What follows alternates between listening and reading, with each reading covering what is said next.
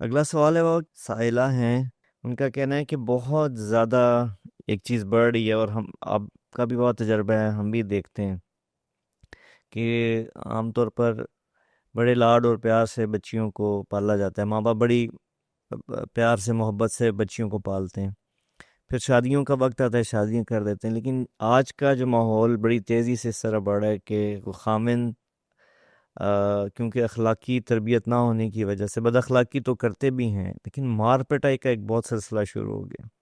نوجوان بچے لڑکے ہوتے ہیں، اور بہت زیادہ جب کسی بات ان کو غصہ آتا ہے تو وہ اپنے ہاتھ اٹھانے سے بالکل بھی گریز نہیں کرتے، اور بلا سوچے سمجھے ایسی شدت کے ساتھ پٹائی کر دیتے ہیں۔ تو ان کا سوال ہے کہ آپ ان نوجوانوں کو کچھ کہیں، کوئی نصیحت کریں کہ اتنی لاڈ سے بیائی بچیوں کے ساتھ ایسا رویہ اپنانا۔ جی جب مدینے میں ایک ماحول قائم ہو گیا اور ایک اجتماعی شکل قائم ہو گئی، معاشرت قائم ہو گئی، تو عورتوں نے آ کر حضرت عائشہ سے کہا کہ ہمارے خامد ہمیں مارتے ہیں۔ تو حضرت عائشہ نے اللہ کے نبی کو ذکر کیا، آپ کا چہرہ غصے سے لال ہو گیا، اور آپ نے کہا سب لوگوں کو مسجد میں جمع کرو۔ تو سارے مردوں کو مسجد میں جمع کیا، کہ وہ انسان ہی نہیں جو عورت پہ ہاتھ اٹھاتا ہو، وہ انسان ہی نہیں جو عورت پہ ہاتھ اٹھاتا ہو،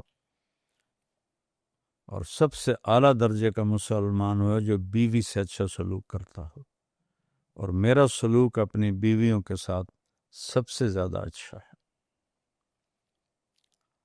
تو چونکہ اب 3 سال کے بچے کو اسکول ڈال دیتے ہیں، اس کی عقل تو پہلے ہی مار کے رکھ دیتا، فیوچر بن جائے۔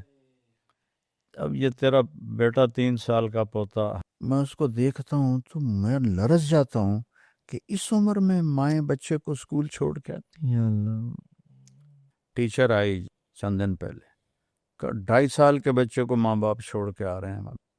2.5 سال کا بچہ، دونوں جابین ہیں، میاں بیوی، تو سب سے قیمتی دولت کو کوڑیوں میں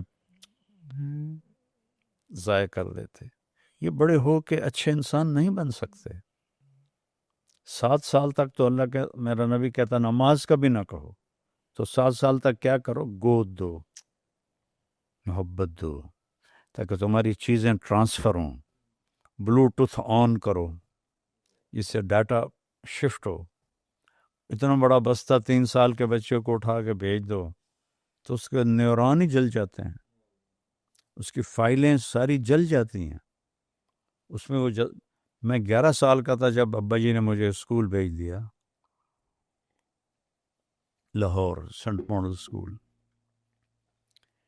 میرے دل سے ماں باپ کی محبت مر گئی، مرتے دم تک زندہ نہیں ہو سکی۔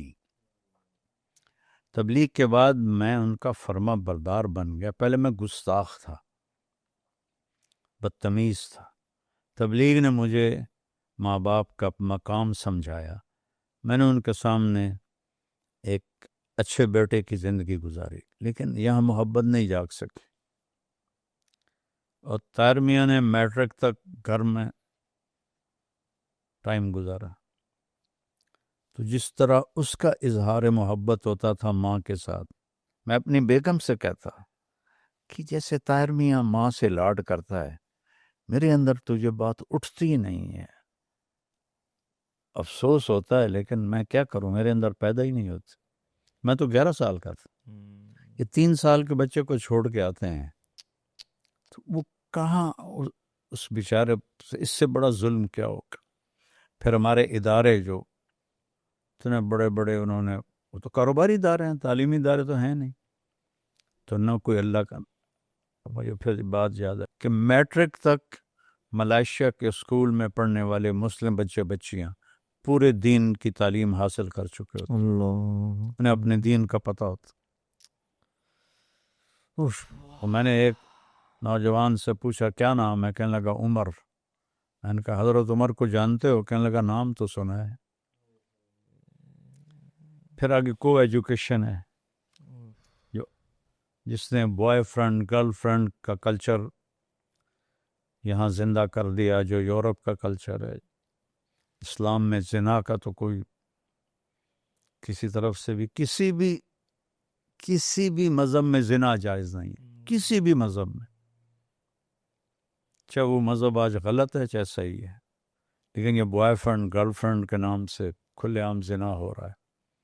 تو اس ماحول سے نکلا ہوا بچہ، اس سے آپ کیا توقع کرتی ہیں کہ وہ بیوی سے اچھا سلوک کرے گا؟ جو اس طرح مار پیٹ کرنے والے ہوں طلاق لے لیا کریں اللہ کے واسطے، یہ جانوروں کی طرح ہوتے ہیں، یہ نہیں سیکھتے۔ اپنی بیٹی کو ہم لوگ قربان کر دیتے، تو صبر کر، تو صبر کر، تو صبر کر، بیچاری گھٹ گھٹ کے مر جاتی ہیں، کئی لڑکیوں نے خودکشیاں کر دی۔ تو اگر ایسا کوئی معاملہ ہو تو میں تو صاف بات کہتا ہوں کہ اگر وہ اس سے نہیں رکتا طلاق لے لے۔ آسک MTJ، پوچھئے اپنے دل کی بات، اپنے سوالات ای میل کریں manager@tariqjamilofficial.com۔ اس کے علاوہ آپ اپنے سوالات مولانا کے آفیشیل فیس بک اور انسٹاگرام پر بھی پوچھ سکتے ہیں۔